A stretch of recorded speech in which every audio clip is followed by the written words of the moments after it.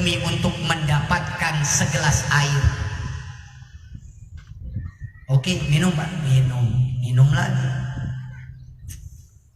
Saya mau bertanya, seandainya air yang barusan Tuan Ar-Rasyid ini minum tidak bisa keluar lagi melalui buang air kecil, apa yang akan Tuan Ar-Rasyid lakukan demi untuk mengeluarkan air yang barusan Tuan minum ini? Jawab Tuan Ar-Rasyid, saya akan korbankan istana ini, separuh istana ini dan isinya, demi mengeluarkan air yang ada di dalam tubuh saya ini, demi mengeluarkan air yang ada di dalam tubuh yang barusan saya minum tadi. Ini pelajaran buat kita Pak, ya kan? Paham maksudnya? Paham Pak? Ya belum lah, memang belum dijelaskan. Kalau sudah paham saya berhenti ceramahnya juga.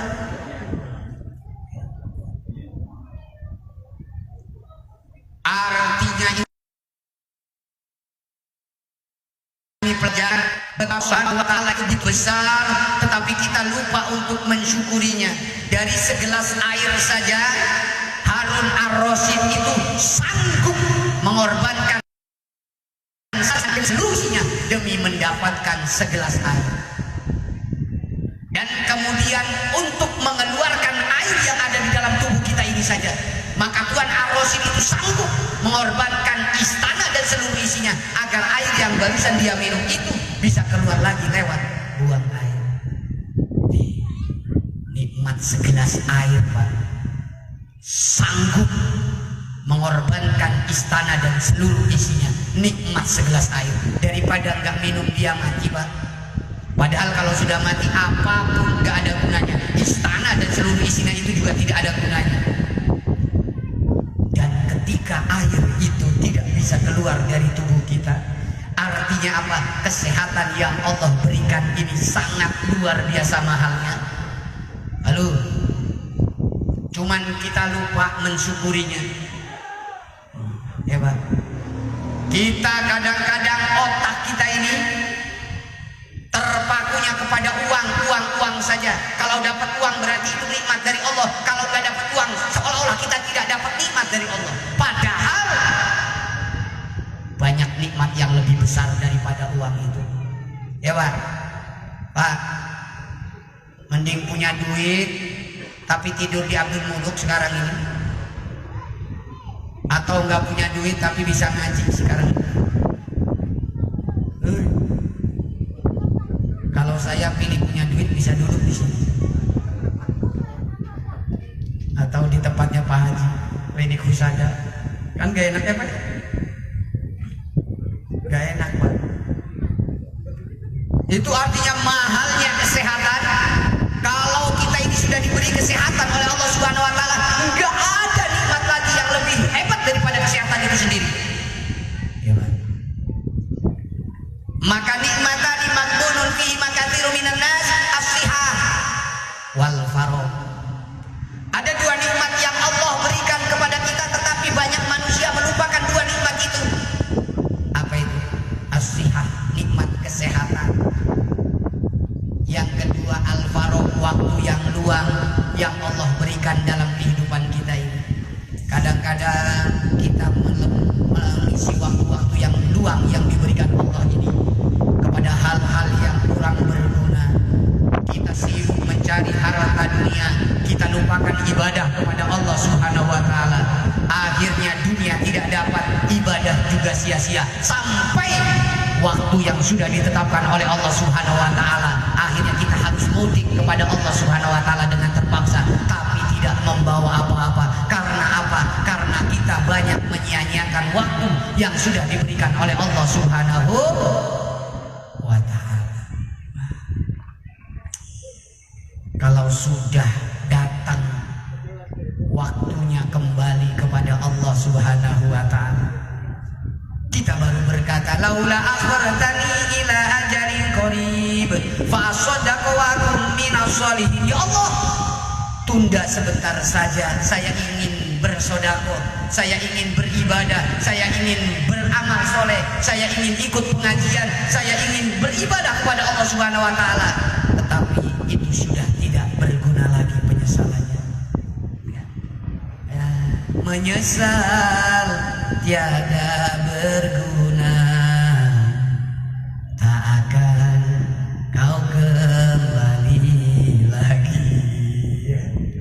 Nikmat sehat.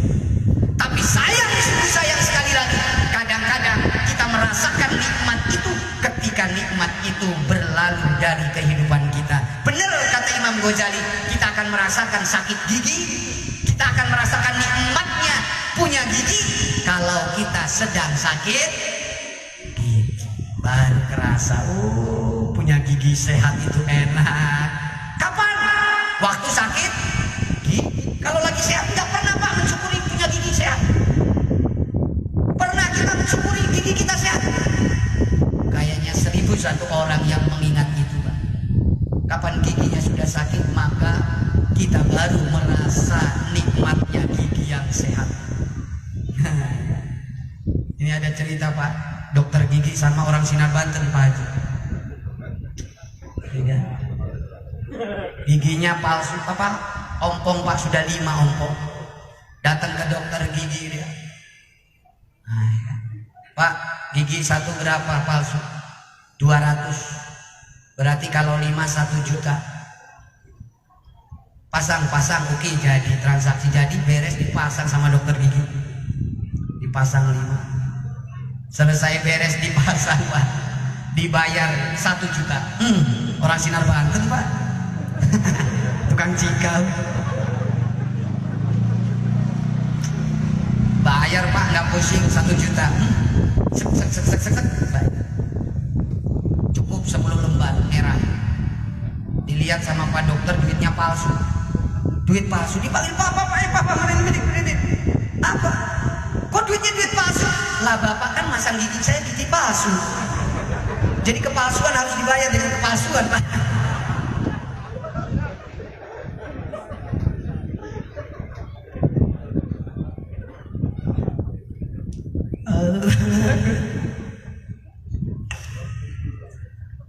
Kita akan merasakan betapa nikmatnya punya mata yang sehat. Ya Pak, kalau lagi sakit mata, ketika mata kita sehat, kita tidak merasakan betapa nikmatnya punya mata yang sehat ini. Kita lupa tidak bersyukur kepada Allah Subhanahu wa taala. Maka ketika mata kita sehat, kita tidak pernah menggunakan mata ini untuk beribadah kepada Allah Subhanahu wa taala. Lihat handphone 1 jam, 2 jam, 3 jam, bahkan berhari-hari kuat, tapi baca Al-Qur'an cuman 1-2 lembar saja tidak kuat. Innalillahi wa inna ilaihi. Orang Sinar Banten ini Pak. Orang Sinar Banten nanya sama saya, Pak Ustadz, bagaimana hukumnya naruh uang di Quran? Ibu-ibu sana Pak nanya sama saya. Bingung saya jawabnya. Sebelum saya jawab, saya tanya lagi sama ibu. Kenapa ibu tanya? Kenapa ibu taruh uang di Quran? Padahal ada dompet, ada tas, ada laci, ada lemari. Dia jawab, Pak, kalau taruh duit di Al-Quran nggak pernah diambil suami saya Pak. Kenapa? Suami saya seumur-umur nggak pernah buka Al-Quran. Innalillahi wa inna ilaihi raji'un. Jadi Pak, tapi juga banyak yang salah paham kita ini beragama. Sangkanya baca Al-Quran itu hanya pada bulan Ramadan saja. Makanya setelah beres bulan Ramadan nggak baca-baca Quran. Ini orang Sinar Banten Pak. Orang Kota Raja banyak temennya di sini. Banyak yang salah paham. Kira-kira menurut dia katanya sholat isya berjamaah di masjid itu hanya pada waktu bulan Ramadan saja. Makanya setelah Ramadan sholat isya nggak pernah di masjid lagi. Innalillahi wa inna ilaihi. Salah paham itu Pak. Beragama tapi dia salah paham. Salah paham. Rajin Pak, waktu bulan Ramadan sholat isya di masjid terus.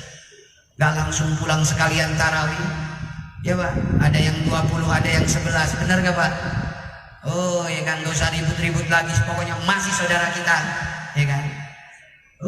Jangan masalah ribut, masalah hal-hal yang kecil seperti itu Pak. Kalau kita masih la ilaha illallah Muhammadur Rasulullah, udah saudara kita. Perkara dia cara ibadahnya seperti apa, itu urusan dia dengan Allah Subhanahu wa ta'ala. Benar?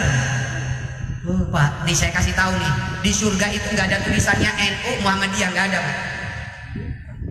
Halo, benar nggak? Tanya dalilnya, tanya hadisnya, Qurannya. Di surga itu nggak ada tulisannya NU Muhammadiyah, nggak ada. Makanya jangan ribut-ribut gara-gara NU Muhammadiyah bermusuhan.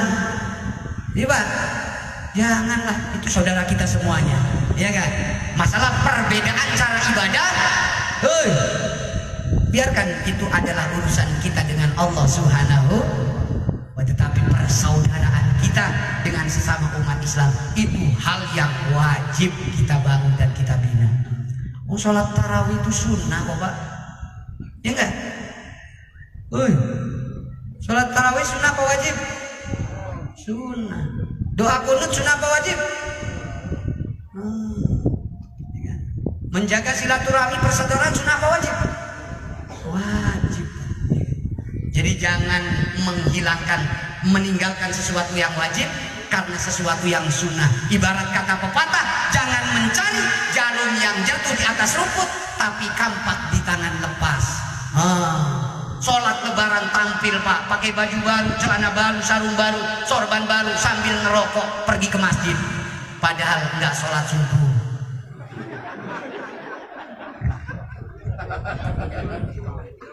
Sinar Banten Pak, tapi temennya banyak di Kota Raja.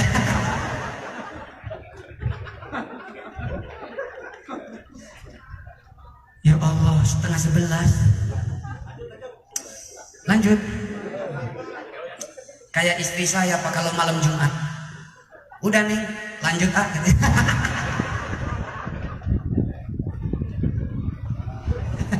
Haji, kita bercanda aja nih Pak ya, hiburan ya, kalau ngaji nanti malam Kamis.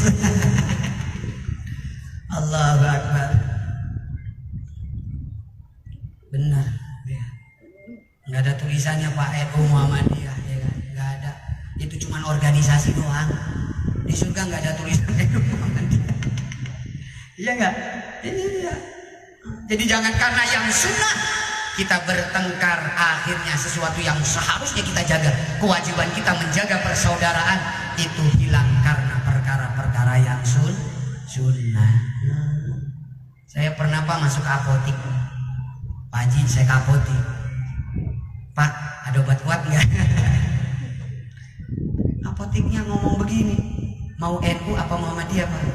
Loh, apa hubungannya? Saya bilang, kalau NU Pak begini terus. Kalau Muhammadiyah kadang begini kadang turun.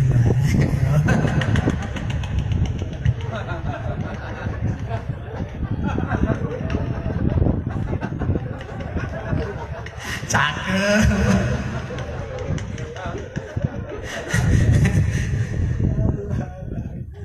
Ini perlu diingatkan ya Pak ya. Alhamdulillah ribut dulu kata tarawih 11, tarawih 20 ribut Pak.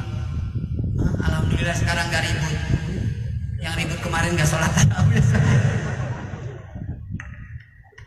Ribut doang biasa komentator itu Pak. Komentar terus. Seperti orang kita komentar kalau nonton bola, komentator itu padahal nggak bisa main bola. Harusnya ditendang itu Ronaldo itu, salah itu. Komentator itu pinter Pak, padahal kalau suruh main bola juga dia nggak bisa. Itulah wajah kita Indonesia ini, ya kan? Kadang-kadang bicara kita lebih banyak daripada perbuatan kita. Itulah wajah Indonesia kita. Identik dengan seperti itu, dengan kulitnya saja tetap isinya kosong. Ya. Lebaran itu Pak, Idul Fitri itu, ya kan? Itu berbeda dengan Lebaran. Kalau Lebaran siapa saja boleh ikut Lebaran Pak. Yang puasa boleh ikut Lebaran. Yang nggak bayar zakat fitrah boleh Lebaran, karena Lebaran itu tradisi Indonesia kita. Oh, kami menuntut Lebaran diulang karena banyak kecurangan. Kenapa? Yang nggak puasa banyak yang ikut Lebaran. Di demo Pak, siapa yang mau di demo? Menteri Agama sama demo. Ya Pak, Siapapun juga boleh ikut lebaran, karena lebaran itu hanya tradisi saja. Yang puasa, yang tidak puasa, silakan ikut lebaran. Tetapi tidak dengan Idul Fitri. Idul Fitri berbeda dengan lebaran, karena hanya orang-orang yang beribadah di bulan Ramadan yang berhak Idul Fitri mengucapkan minal aidin wal faizin. Apa artinya Pak minal aidin wal faizin? Mohon maaf. Minal aidin wal faizin itu artinya mohon maaf. Salah. Ini salah paham ini. Ini ikut-ikutan tapi yang salah paham. Apa bahasa Inggrisnya Pertamina? No smoking. Karena apa? Karena melihat setiap Pertamina pasti ada tulisan no smoking. Dia salah paham. Kalau ditanya bahasa Inggrisnya Pertamina apa? No smoking. Padahal no smoking itu artinya jangan merokok atau dilarang merokok. Tapi karena setiap Pertamina ada tulisan no smoking, akhirnya dia salah paham. Ternyata Pertamina itu bahasa Inggrisnya adalah no smoking. Sama dengan kita. Setiap kita minal aidin wal faizin, pasti di bawahnya ada tulisan mohon maaf lahir dan. Padahal minal aidin wal faizin itu artinya bukan mohon maaf lahir dan batin. Bukan Pak. Minal aidin itu artinya semoga Allah menjadikan kita orang-orang yang kembali kepada kesucian. Ini jar majrur, kalau kata santri pasti punya ta'alluq. Ta'alluqnya itu kalau dikira-kirakan ja'alanallahu wa iyyakum minal aidin wal faizin. Semoga Allah menjadikan kita semua orang-orang yang kembali kepada kesucian, lahir seperti baru yang baru dilahirkan.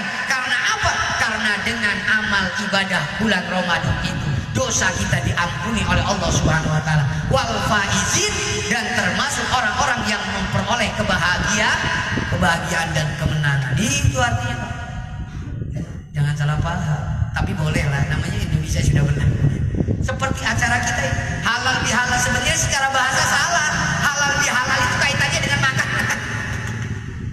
Bolehlah, tapi karena sudah tradisi ya kan, sudah jadi nama, sebenarnya yang lebih pas itu istihlal. Kita mohon maaf kepada saudara-saudara kita. Sebab apa? Dengan ibadah Ramadan kita menghapus dosa kita kepada Allah Subhanahu wa taala dengan bermaaf-maafan. Walaupun sekali lagi ini perlu digarisbawahi, bermaaf-maafan itu tidak mesti harus di hari Lebaran Pak, nggak mesti. Ini buat yang mudik, karena hari-hari biasa dia saudara kita nggak berada di rumah, sempatnya maafan itu hari Lebaran, dia Lebaran Pak. Seperti kita, mohon maaf ya, yang pakai ziarah kubur. Padahal kita ziarah kubur itu sunahnya hari Jumat Pak Haji. Jadi anak ziarah kepada orang tua itu sunnah hari Jumat, setiap hari Jumat.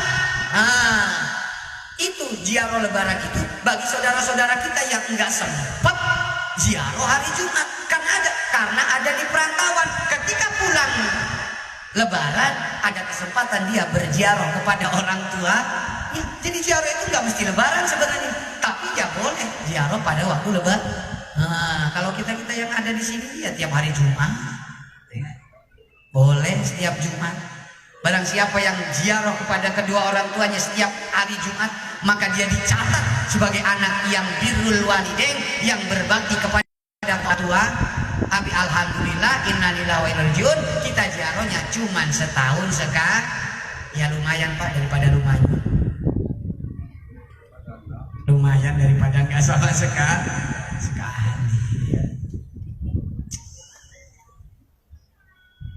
Yang terakhir, yang masalah halal bihalal, saya akan sampaikan sebuah hadis yang diriwayatkan dari Abu Ayyub Al-Ansori.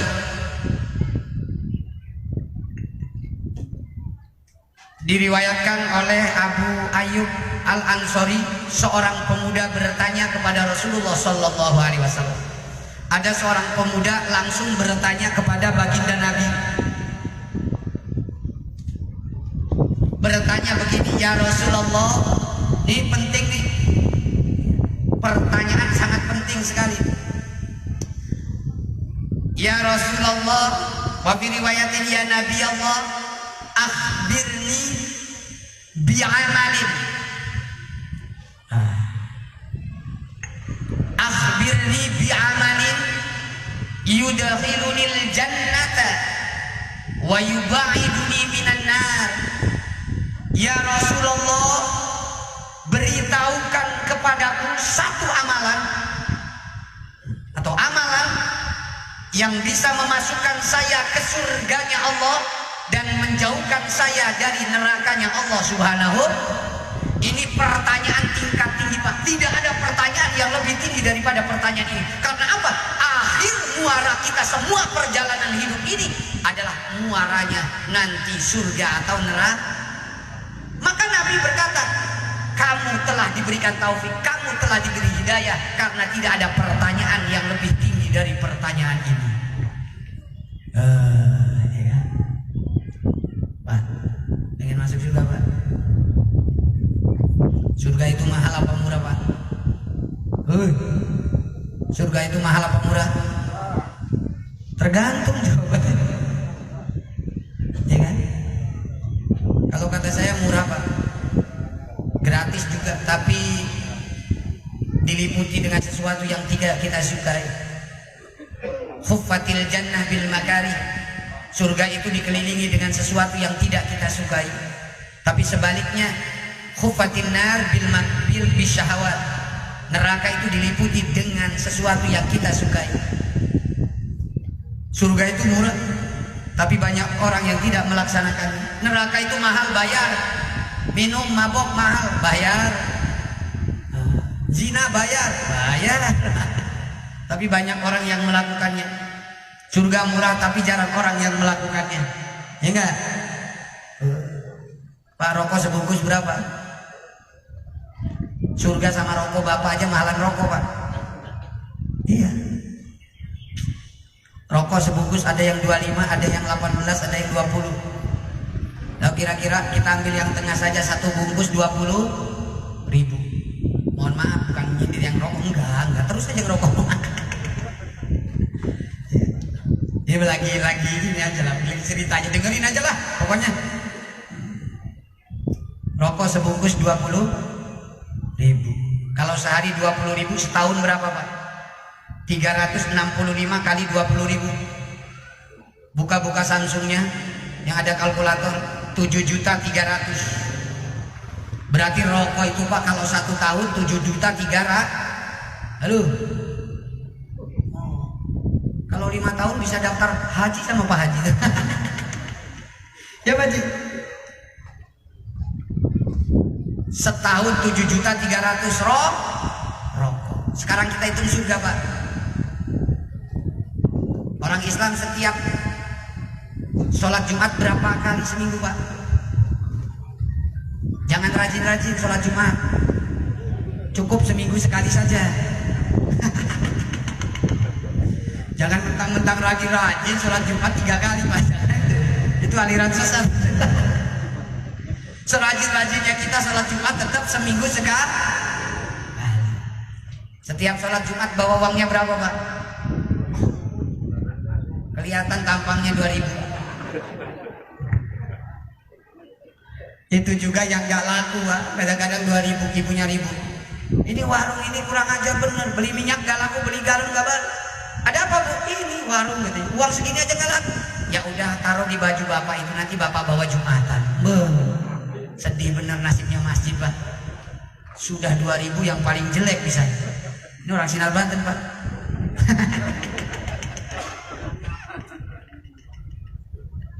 Allah. 2.000 sebulan berapa kali, Pak, sholat Jumat? 4 kali. 4 kali 2.000 sama dengan 8.000. 8 kali 12 bulan berapa? Lemot, padahal tukang dagang semua ini. Hitung sodako emang lambat. Sebulan 8.000, 8 kali 12 berarti 96.000. Surga setahun 96. Dibandingkan rokok tadi setahun 7.300.000, marginnya banyak sekali tuh, Mas, selisihnya. Iya. Kembali lagi, akhbirni bi amalin yudkhilunil jannata wa yubaiduni minan nar. Ajarkan aku ya Rasulullah sebuah amalan yang apabila aku lakukan maka aku akan dimasukkan ke dalam surganya Allah dan dijauhkan dari nerakanya Allah Subhanahu wa taala. Ini pertanyaan yang sangat luar biasa. Engkau telah diberikan taufik, engkau telah beri hidayah, kata Rasulullah, karena tidak ada pertanyaan yang lebih tinggi daripada pertanyaan ini. Apa jawab Rasulullah? Luar biasa. Jawamiul kalim. Rasulullah itu kalau berkata redaksinya singkat, tetapi isinya sangat luas sekali. Itu salah satu mukjizat Allah yang diberikan kepada Nabi Muhammad, mempunyai jawamiul kalim. Kata-kata yang singkat tapi maknanya sangat luas.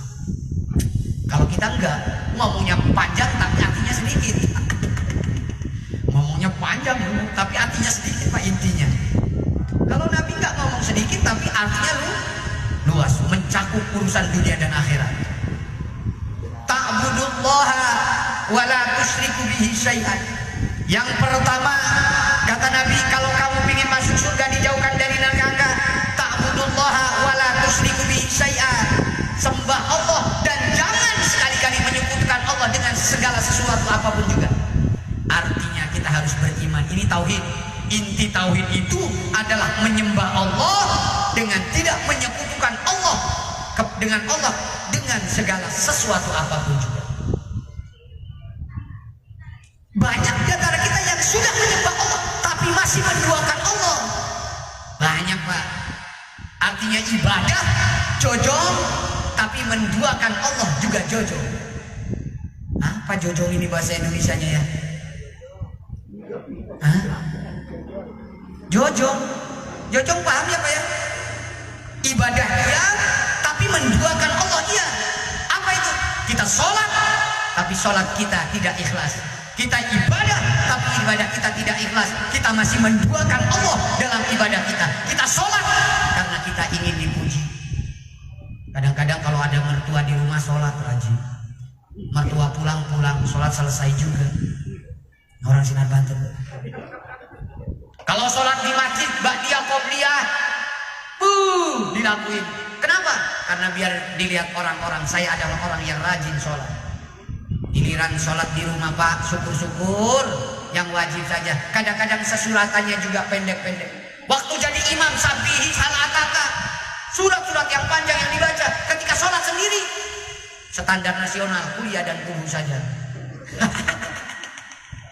Itu standar nasional, tapi lumayan Pak ya, daripada nggak kuliah ya sholat subuh kuliah sholat duhur kuliah ya namanya standar nasional itu SNI. Apa boleh ya boleh Pak. Ketika jadi pengurus masjid rajin ke masjid, giliran berhenti nggak jadi pengurus, nggak ke masjid lagi. Lalu berarti sholatnya karena jadi pengurus. Mohon maaf Pak, ini di Sinar Banten. Ketika disuruh berdoa semangat tahlilan, begitu nggak disuruh berdoa lagi purik Pak. Berarti datang tahlilan karena pengen disuruh doa.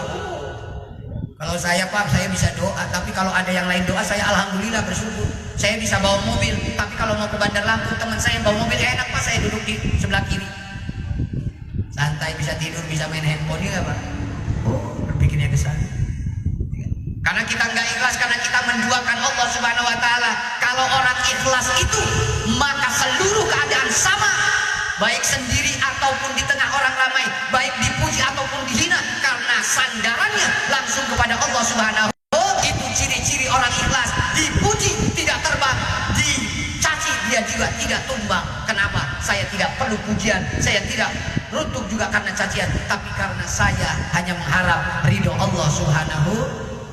Orang ikhlas itu Pak, sama Pak. Lagi punya duit sholat, lagi buntu juga Kalau kita enggak Pak, kalau lagi buntu rajin bener ke masjid, doa rajin, sholat tahajud rajin. Kapan sudah dapat duit Pak? Lalu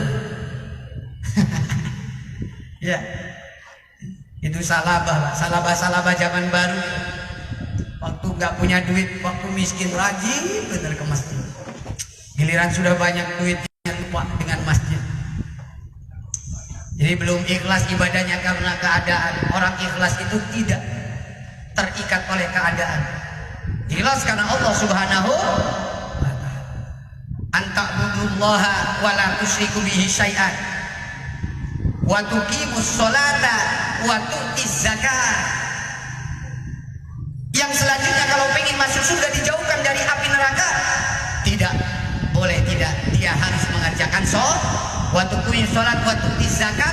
Kamu harus mendirikan sholat dan menunaikan zakat. Ibadah ini Pak, dua, kembalinya semua kepada dua perkara, yaitu mengagungkan Allah dan mengasihi makhluknya Allah. Jadi ibadah, seluruh ibadah itu hanya kembali kepada dua perkara, yaitu mengagungkan Allah dan mengasihi makhluknya Allah. Makanya sholat, zakat.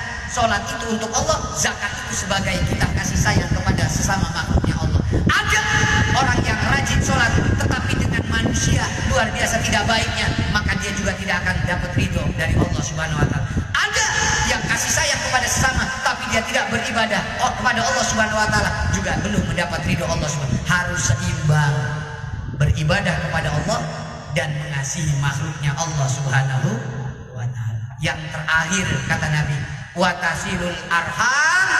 Kalau kamu ingin masuk surga, dijauhi dari api neraka, menyembah Allah tanpa menyekutukannya, mendirikan sholat dan menunaikan zakat. Dan yang terakhir adalah watasilul arham, sambunglah silaturahmi. Silaturahmi ini luar biasa manfaatnya. Sudah kita tidak ragukan lagi. Ada sebuah riwayat Nabi Daud itu diberitahu oleh Allah Subhanahu wa ta'ala, ada seorang yang datang kepada Nabi Daud, kemudian malaikat Israil memberikan wahyu kepada Nabi Daud. Nabi Pak, kalau Nabi biasa ketemu malaikat. Jadi kalau ada orang kita ketemu malaikat, berarti bohong itu Pak. Kalau ada orang nanti ngaku ketemu malaikat, bohong dah, ya kan? Ada ketemu malaikat Jibril. Walaupun sorbannya gengser Pak, sholatnya luar biasa, tapi dia mengaku bertemu dengan malaikat, bohong. Ini akidah. Kalau Nabi Daud, dia nabi namanya. Nabi Daud didatangi malaikat pencabut nyawa, mengabarkan bahwa tamu yang datang itu seminggu lagi akan dicabut nyawanya oleh Allah Subhanahu wa ta'ala. Tapi karena Nabi Pak, maka dia tidak beritahukan langsung kepada orang itu. Mantap Pak kalau kita dikasih ilham seperti itu. Geger gitu Pak. Untung kita nggak dikasih tahu kapan kita meninggal dunia ini Pak. Itu juga nikmat daripada Allah Subhanahu wa ta'ala. Seandainya kita tahu Pak, setahun lagi kita mau meninggal dunia, sekarang sudah mati duluan Bapak. Sebab apa? Nggak nafsu makan, nggak mau nafsu minum, nggak bisa tidur dan lain sebagainya. Betul ya? Itu nikmat karena kita nggak dikasih tahu kapan kita mati. Nabi Pak, Nabi dikasih tahu hal-hal yang gaib itu tidak dikasih tahu kepada orang lain. Sekarang Pak, ya. Jangankan ilham, jangankan wahyu seperti itu, ngimpi aja Pak dikasih tahu sama orang. Saya semalam ngimpi melihat anjing kencing. Itu kalau dipasangin 41 itu. 41. Kapan sore keluar SGP? Apa SGP itu Pak? Singapura. Yang keluar 31. Ini orangnya protes Pak sama dukunnya itu. Mbak, katanya 41, kok ini 31 yang keluar? Iya aku lali. Padahal anjing itu kalau kencing kakinya diangkat satu.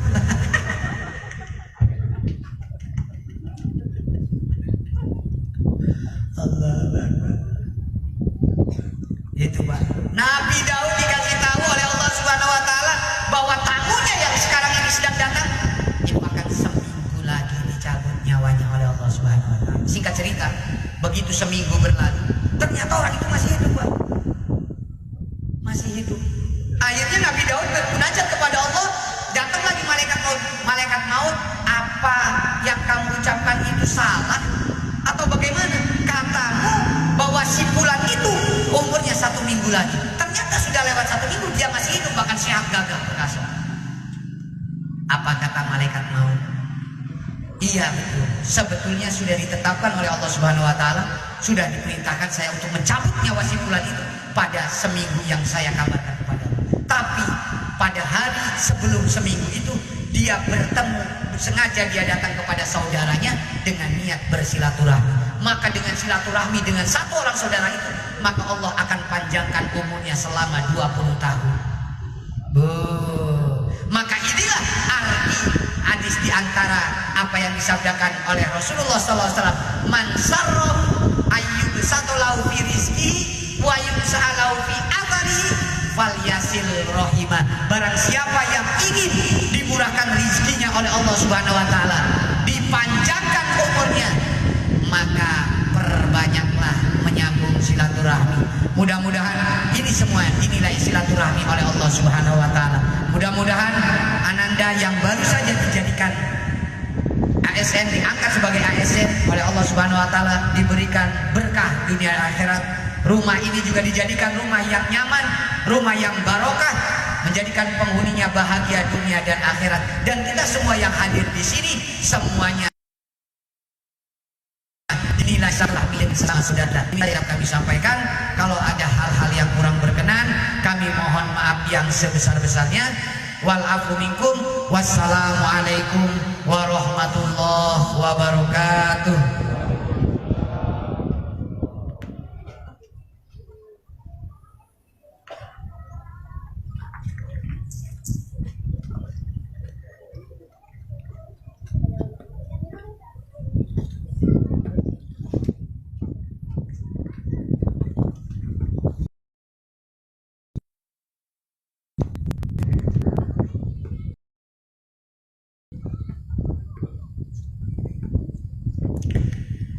Bapak Ibu hadirin para undangan sekalian, demikian tadi acara siraman rohani yang telah disampaikan oleh Al-Ustaz Muhammad Amin SPDI. Mudah-mudahan apa yang disampaikan tadi dapat menambah ilmu pengetahuan kita sehingga dapat meningkatkan iman dan Islam kita. Sebagai acara terakhir yaitu yang akan diimami oleh Bapak Kiai Haji Ahmad Mutawi Jambra.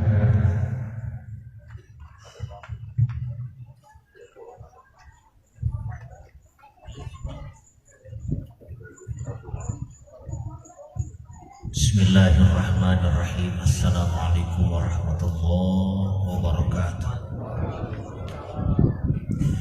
على أهله وعلى كل نية صالحة لهذه السلام والعافية والبركة لحسن المقاصد في الدين والدنيا والآخرة. اللهم إنا نسألك بسير سورة الفاتحة وبركة سورة الفاتحة وبعزة سورة الفاتحة وبقوة سورة الفاتحة وبمعجزة سورة الفاتحة وبحق من أنزلت عليه سورة الفاتحة سيدنا ومولانا محمد صلى الله عليه وعلى آله وسلم. الفاتحة. أعوذ بالله من الشيطان الرجيم. بسم الله الرحمن الرحيم. الحمد لله رب العالمين الرحمن الرحيم مالك يوم الدين. إياك نعبد وإياك نستعين اهدنا الصراط المستقيم صراط الذين أنعمت عليهم غير المغضوب عليهم ولا الضالين. آمين. بسم الله الرحمن الرحيم. الحمد لله رب العالمين حمد الشاكرين